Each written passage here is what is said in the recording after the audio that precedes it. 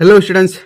तो आज मैं तुम्हार इतिहास किताबखनत जी तुम्हार 5टा अध्याय आसिल 5टा चैप्टार आसिल तात तुम्हार कोनटो चैप्टारर পৰা किमानटा एमसीक्यू क्वेश्चन आहिबो आरो किमानटा डायरेक्ट क्वेश्चन अर्थात बर्ड क्वेश्चन आहिबो आरो कोनटो चैप्टारत तुम्हार टोटाल मार्क्स किमान एटु आलोचना करिम आरो लगते तुम्हार मैं चैप्टार वाइज इम्पर्टेन्ट क्वेश्चन दाग दि दिम तुम्हारे हेबर पढ़िले 95% कमन पाब पारिबा। ठीक है पा पारिबा। तो तुम्हारे जदि मोर चैनल प्रथमबार पाबा तुम्हारे चैनल सबसक्राइब करिब आरो भिडिओ रेडी लाइक कर दी। ठीक है कारण मैं तुम्हारे you channel educational update video मैं दी दिम। ठीक है तो तुम्हारे इते 5टा चैप्टार आछे मैं तुम्हारे मार्कर बटवारा कर दिम। तुम्हारे इते प्रथम चैप्टार दिसे बंग विभाजन। ठीक है এই चैप्टार तुम्हारे टोटाल मार्क्स होइसे 7 तार भितर तुम्हारे एमसीक्यू आहिब 3टा एमसीक्यू आहिब। ठीक है और डायरेक्ट क्वेश्चन तुम्हारे 3टा एमसीक्यू और डायरेक्ट क्वेश्चन तुम्हारे यार 4 मार्क्स आहिब। ठीक है टोटाल आमार এই चैप्टारखনৰ পৰা 7 मार्क्स।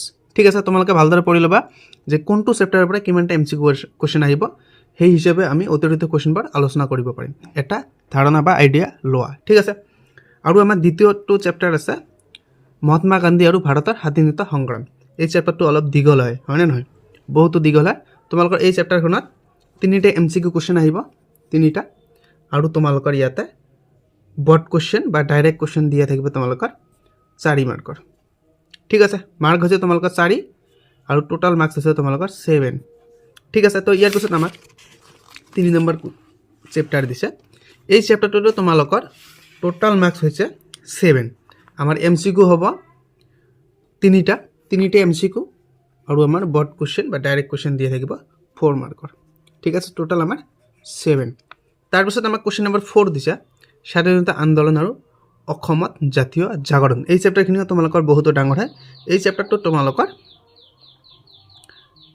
তোমালোকৰ এটা 3 মাৰ্কৰ নহয় তোমালোকক एमसीक्यू 3টা দিয়ে থাকিব আৰু तुम्हारे बर्ड क्वेश्चन 5 मार्क्सर आइब। ठीक है टोटाल आमार इयात 8 मार्क्स। ठीक है 3टा एमसीक्यू और 5 मार्क्सर डायरेक्ट क्वेश्चन থাকিব। तार पिছত आमाक शेषरটো अध्याय दिছে आमाक पंचम अध्याय भारत और उत्तर पूर्वांचलर सांस्कृतिक ऐतिह्य। ठीक है इयाते आमार 3टा एमसीक्यू থাকিব और आमार डायरेक्ट क्वेश्चन এটা 5 मार्क्सर থাকিব पारे। टोटाल आमार इयाते 8 मार्क्स। ठीक है तो आमार এই इतिहास किताबটো टोटाल मार्क्स होइसे आमार मैं इफाले तुम्हारे কৈ दिছো टोटाल मार्क्स होइसे आमार 35 और तुम्हारे भूगोलत 35 থাকিব और राजनीति और अर्थनीति तुम्हारे 20 मार्क्स থাকিব। तो 35 70 और 20 तुम्हारे हम 90 और बाकी प्रेक्टिकल तुम्हारे जी प्रोजेक्ट আছে এইটো তোমালোকৰ 10। तो आमार 100 मार्क्स हो गल। केतिबा तुम्हारे 35 टू केतिबा हयतो 36 বা 37 হ'ব পাৰে বা এইটো কেতিয়াবা 33 34 35 হ'ব পাৰে। মুঠতে আমাৰ 35 আমি ইয়াৰ পৰা ক'ব পাৰি আৰু ৰাজনীতি আৰু অৰ্থনীতি বিজ্ঞানত আমাৰ 20 মাৰ্কস। ঠিক আছে তো আমাৰ মাৰ্কৰ বটৰা হৈ গল। এতিয়া মই তোমালোকক যি চেপ্টাৰ আছে বংগ বিভাজন আৰু স্বদেশী আন্দোলন এই চেপ্টাৰটো তোমালোকৰ কি ইম্পৰ্টেন্ট क्वेश्चन আহিব পাৰে মই তোমালোকক দাগ দি দিম। ঠিক আছে তো मैं तुम्हारे इमान डिटेल्सत आलोचना कराई दी नारिम कारण भिडिओ बहुत लंग हो जा। ठीक है तुम्हारे हट क्वेश्चन आलोचना कर लबा और मैं तुम्हारे इम्पर्टेन्ट क्वेश्चन आलोचना कर दी और कौन टपिक पढ़ब लगे यार पिछत मैं तुम्हारे एक धारणा दी। ठीक है तुम्हारे चैनल सबसक्राइब कर अनुग्रह कर कैसा। तो इते तुम्हारे एट क्वेश्चन हम पे प्रतिबारे आमार एट क्वेश्चन आए जे कोनजन भाइसरयर शासनकाल बंग विभाजन संघटित होइसिल। तो आमार उत्तर हम लर्ड नेथानियल कार्जन। এইটো আমাৰ এটা क्वेश्चन আৰু এটা क्वेश्चन হ'ব যে লৰ্ড নেথানিয়েল কাৰ্জন কিমান চনৰ পৰা কিমান চনলৈ শাসন কৰিছিল। তো তোমালোকে এই চনটো মনত ৰাখিবা।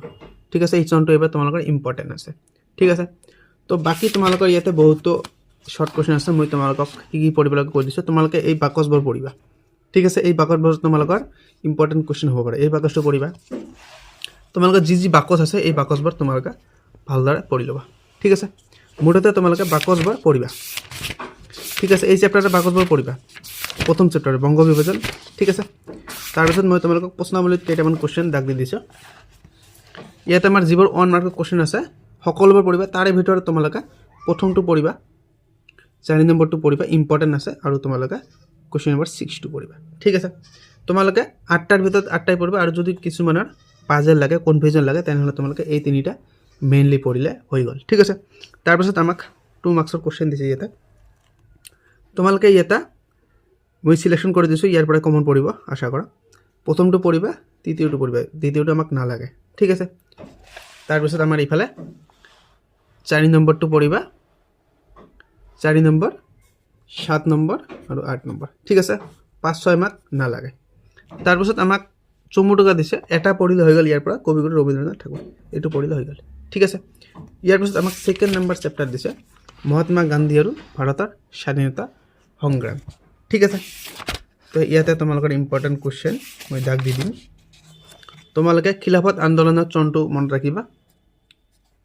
ঠিক আছে তাৰপিছত তোমালোকৰ ইয়াতে আৰু এটা কুৱেশ্যন হ'ব ইয়াতে দিছে যে জালিয়ানৱালাবাগ হত্যাকাণ্ডৰ প্ৰতিবাদত ৰবীন্দ্ৰনাথ ঠাকুৰে ব্ৰিটিছ চৰকাৰে তেওঁক দিয়া নাইটহুড উপাধি পৰিত্যাগ কৰিছিল ইয়াতে তোমালোকৰ কুৱেশ্যনটো অলপ উলটাই দিব পৰা যায় ৰবীন্দ্ৰনাথ ঠাকুৰে কিমান চনত নাইটহুড উপাধি পাইছিল 1915 চনত নাইটহুড উপাধি কাৰ পৰা পাইছিল ব্ৰিটিছ চৰকাৰৰ পৰা আৰু ঘূৰাই দিছিল কিমান চনত 1919 চনত কিহৰ কাৰণে জালিয়ানৱালাবাগৰ হত্যাকাণ্ডৰ প্ৰতিবাদত তেওঁ এইটো ঘূৰাই দিছিল ঠিক আছে চনটো মনত ৰাখিবা 1915 চনত পাইছিল ব্ৰিটিছ চৰকাৰে দিছিল আৰু 1919 চনত ঘূৰাই দিছিল কিহৰ কাৰণে ঘূৰাই দিছিল জালিয়ানৱালাবাগৰ হত্যাকাণ্ডৰ কাৰণে ঠিক আছে বাস তাৰপিছত আমাৰ ইয়াতে শৰ্ট কুৱেশ্যন তোমালোকে এইবাৰ পঢ়িবা অসহযোগ আন্দোলনৰ চনটো মনত ৰাখিবা অসহযোগ আন্দোলন কিমান চনত হৈছিল সাইমন কমিশ্যন গ'ৰবেক কিমান চনত হৈছিল এইটো পঢ়িবা ইয়াতে দি আছে পূৰ্ণ স্বৰাজ দাবী এইটো পঢ়িবা আইন অমান্য আন্দোলন পঢ়িবা চনটো পঢ়িবা তাৰপিছত তোমালোকে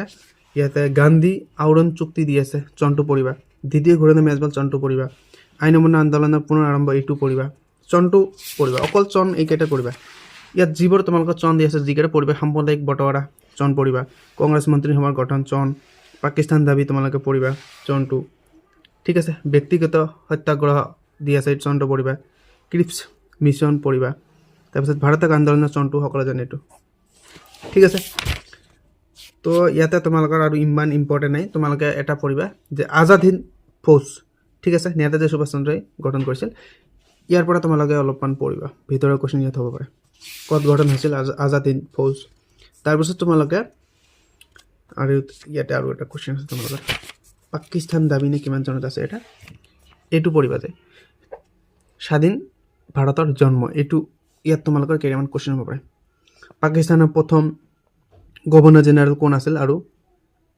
ভাৰতৰ প্ৰথম গভৰ্ণৰ জেনেৰেল কোন এইটো পঢ়িবা মহম্মদ আলী জিন্না আছিল পাকিস্তানৰ প্ৰথম গভৰ্ণৰ জেনেৰেল আৰু ভাৰতৰ আছিল তোমালোকৰ জেনেৰেল আছিল লৰ্ড মাউণ্টবেটেন ঠিক আছে তোমালোকে ইয়াতে তোমালোকৰ কেইটামান কুৱেশ্যন হ'ব পাৰে তোমালোকে মুঠতে এইটো ভালদৰে পঢ়ি ল'বা নিজে নিজে পঢ়ি ল'বা ঠিক আছে ইয়াৰ পাছত মই তোমালোকক শৰ্ট কুৱেশ্যন কেইটামান দাগ দি দিম তোমালোকে 1 মাৰ্কৰ সকলোখিনি পঢ়িবা তাৰে ভিতৰত মই তোমালোকক ইয়াতে দি দিছোঁ 2 নম্বৰটো পঢ়িবা 4 নম্বৰটো 5 নম্বৰটো 6 নম্বৰটো ঠিক আছে পঢ়ি ল'বা তাৰপিছত আমাৰ ইয়াতে আৰু দি আছে মোষ্ট ইম্পৰ্টেণ্ট কুৱেশ্যন এইবাৰ তোমালোকৰ সীমান্ত গান্ধী নামেৰে কাক কোৱা হয় খান আব্দুল গফুৰ খান এইটো পঢ়িবা 11 নম্বৰ পঢ়িবা 30 নম্বৰ পঢ়িবা ইয়াতে দি আছে যে আজাদ হিন্দ ফৌজৰ প্ৰতিষ্ঠাপকতে মই কৈ দিছোঁ আমাৰ সুভাষ চন্দ্ৰ বোস ঠিক আছে এইটোও পঢ়িবা এইটো আমাৰ সুভাষ চন্দ্ৰ বোসৰে কথা মোক তেজ দিয়ে মই তোমালোকক স্বাধীনতা দিম একে উত্তৰ এইটো তাৰপিছত 15 নম্বৰটো পঢ়িবা ভাৰত আৰু পাকিস্তানৰ সীমাৰেখা কি নামেৰে জনা যায় ৰেড কেলিক লেখা এইটো পঢ়ি ল'বা তোমালোকে তাৰপিছত আমাৰ দীঘল উত্তৰ দি আছে তোমালোকে ইয়াৰ পৰা 6টা দিছে তোমালোকে 3টা পঢ়িবা প্ৰথমটো পঢ়িবা দ্বিতীয়টো পঢ়িবা আৰু চতুৰ্থটো পঢ়িবা আৰু 3 5 6 আমাক নালাগে ঠিক আছে প্ৰথম দ্বিতীয় আৰু চতুৰ্থ এইটো পঢ়িবা ইয়াৰ পিছত আমাৰ তৃতীয় অধ্যায় দিছে অসমত ব্ৰিটিছ বিৰোধী জাগৰণ আৰু কৃষক বিদ্ৰোহ তোমালোকৰ ইয়াতে তোমালোকে বাকচৰ ভিতৰত যিবোৰ দি আছে বাকচখিনি তোমালোকে পঢ়ি ল'বা ইয়াৰ পৰা তোমালোকৰ MCQ কুৱেশ্যন আহিব পাৰে বাকচবোৰ পঢ়ি ল'বা তোমালোকে মুঠতে এই চেপ্টাৰত মণিৰাম দেৱানৰ ব্যক্তিত্ব আৰু জীৱন বৃত্তান্ত তোমালোকে পঢ়িবা ইয়াৰ পৰা তোমালোকৰ কুৱেশ্যন হ'ব পাৰে most important question MCQ question তোমাৰ ইয়াৰ পৰা এটা হ'লেও আহিব তোমালোকে এইটো পঢ়িবা বেছি নহয় 10 মিনিটৰ বেপাৰ তোমালোকে পঢ়ি ল'বা ঠিক আছে আৰু বাকচত যিবোৰ দি আছে বাকচৰবিলাক তোমালোকে পঢ়ি ল'বা এইটো তোমালোকৰ বাকচ পেজ নম্বৰ 51 মুঠতে বাকচৰ ভিতৰত যিবোৰ আছে এইটো পঢ়িবা মই তোমালোকক ইম্পৰ্টেণ্ট কুৱেশ্যন দাগ দি দিছোঁ তোমালোকৰ ইয়াতে বহুতো কুৱেশ্যন আছে 1 মাৰ্কৰ 21টা কুৱেশ্যন আছে ঠিক আছে 21টা তোমালোকে ইয়াৰ পৰা সকলোখিনি পঢ়িব লাগে তথাপি মই তোমালোকক ইম্পৰ্টেণ্ট দি দিছোঁ দ্বিতীয়টো পঢ়িবা, তৃতীয়টো মই তোমালোকক দাগ দি দিছোঁ, ঠিক আছে। পঞ্চমটো 8 নম্বৰ কুৱেশ্যন, 12 নম্বৰ যিবোৰ দিছে এইবোৰ ইম্পৰ্টেণ্ট আছে, বাকীবোৰ তোমালোকৰ হয়তো বিগত বছৰত আহিছে, এইবাৰ নাহিব। 14, 15, 17, 18, 19, 20, 21, ঠিক আছে। যিবোৰ তোমালোকক মই ৰাইট চিন দি দিছোঁ এইবোৰ পঢ়িবা। তাৰপিছত তোমালোকৰ দীঘল কুৱেশ্যন দিছে, ইয়াতে তোমালোকৰ 4টা দি আছে, তাৰ ভিতৰত তোমালোকে 2টা পঢ়িবা, মাজত 2টা 2 আৰু 3, ঠিক আছে। ইফালে তোমালোকৰ 5, 6, 7, 8 4টা পঢ়িব লাগিব, এটা বাদ দিয়া, এইটো নাহে, কেতিয়াও অহা নাই, এইটো নাহে। এই 4টা তোমালোকে পঢ়িব লাগিব, মোষ্ট ইম্পৰ্টেণ্ট কুৱেশ্যন হয়, ঠিক আছে। আৰু তোমালোকক চন্দ্ৰকা দিছে, মণিৰাম দেৱান পঢ়িবা, ফুলগুৰি দহা পঢ়িবা, পটাৰীঘাট আৰু টিকেন্দ্ৰজিৎ। এই 4টা পঢ়িলে তোমালোকৰ হৈ গ'ল। 7টা পঢ়িব নালাগে, 4টা পঢ়িবা বাছ। তাৰপিছত আমাক কুৱেশ্যন নম্বৰ তাৰপিছত আমাক চেপ্টাৰ নম্বৰ 4 দিছে, ভাৰতৰ স্বাধীনতা আন্দোলনৰ অসমত জাতীয় জাগৰণ, ঠিক আছে। তো তোমালোকৰ ভিতৰত বহুত কুৱেশ্যন হ'ব, তোমালোকে ইয়াৰ পৰা মই কৈছোঁ তোমালোকে আহোম সভাটো পঢ়িবা, ইয়াৰ পৰা তোমালোকৰ MCQ কুৱেশ্যন আহিব আহোম সভা, ঠিক আছে। তাৰপিছত তোমালোকে পঢ়িবা আছাম এছ'চিয়েশ্যন কিমান চনত গঠন হৈছিল, এইটো পঢ়িবা তোমালোকে, আছাম এছ'চিয়েশ্যন, ঠিক আছে। মোষ্ট ইম্পৰ্টেণ্ট তোমালোকৰ এইটো এটা টপিক, তোমালোকে এইটো পঢ়িবা।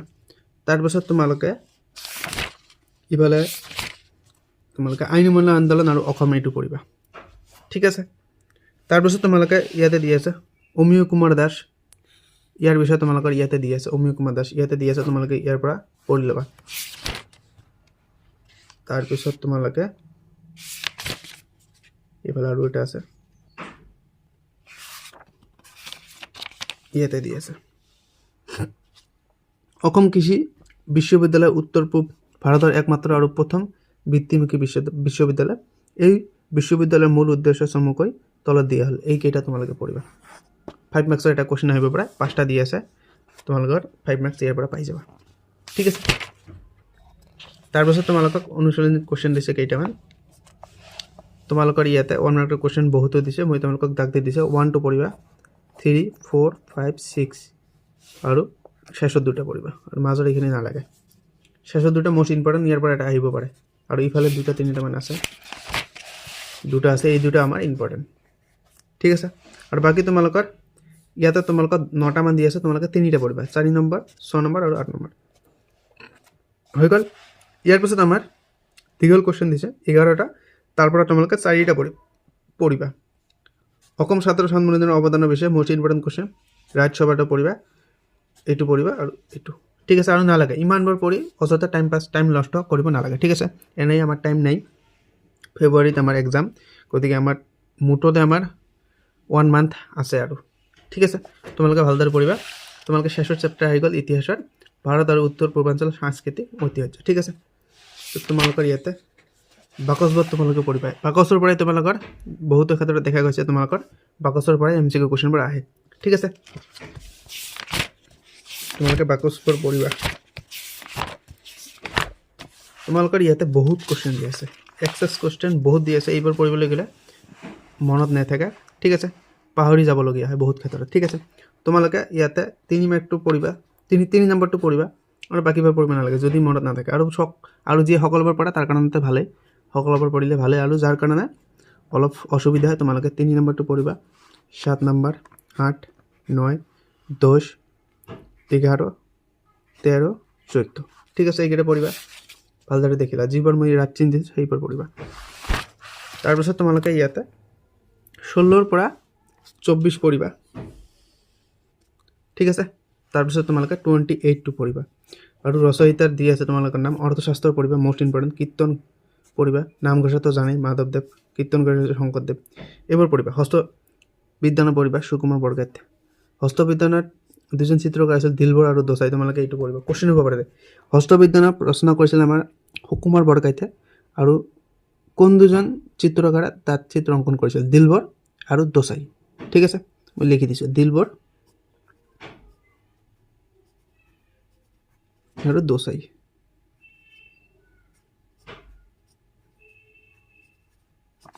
হৈছে। তাৰপিছত তোমালোকক বৰ্ড কুৱেশ্যন দিছে, তোমালোকে ইয়াৰ পৰা 2টা পঢ়িবা, 3টা পঢ়িবা।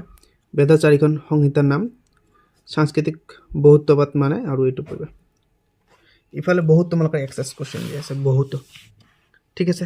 ইমানবোৰ ইমানবাৰ কেনেকৈ পঢ়িম হয়নে নহয় 9 নম্বৰটো পঢ়িবা 11 নম্বৰটো পঢ়িবা তাৰপিছত তোমালোকে 13 নম্বৰটো পঢ়িবা ইয়াতে তোমালোকৰ কোৱেশ্চন ইতিমধ্যে দিছে দেখা হস্তি বিজ্ঞান গ্ৰন্থখনৰ চিত্ৰকৰ দুগৰাকীৰ নাম দিলবৰ আৰু দোসাই ঠিক আছে তাৰপিছত আমাৰ 20 নম্বৰটো পঢ়িবা ইফালে আমাৰ আৰু মই এৰি গ'ল 14 নম্বৰ ঝুমখেতি আৰু জেংবিহু এইটো পঢ়িবা ঠিক আছে তাৰপিছত আমাৰ ইফালে দিয়া আছে 24 নম্বৰটো পঢ়িবা ইউনেস্কো ঠিক আছে 29 নম্বৰটো পঢ়িবা আৰু ইফালে আমাৰ 32 33 34 আৰু দীঘল কোৱেশ্চন তোমালোকে 3 নম্বৰ 5 নম্বৰ 7 নম্বৰ আৰু 9 নম্বৰ ঠিক আছে আৰু 14 টকা দি আছে আমাৰ 5 7 ইফালে 2 আৰু 4 বাস আমাৰ আজিৰ ভিডিঅ' এইখিনিয়ে ঠিক আছে আৰু তোমালোকক যদি অসমীয়া ইম্পৰ্টেণ্ট কোৱেশ্চন লাগে মই ডেছক্ৰিপশ্যনত লিংক দি দিম তোমালোকে তাৰ পৰা ক্লিক কৰি চাই ল'লে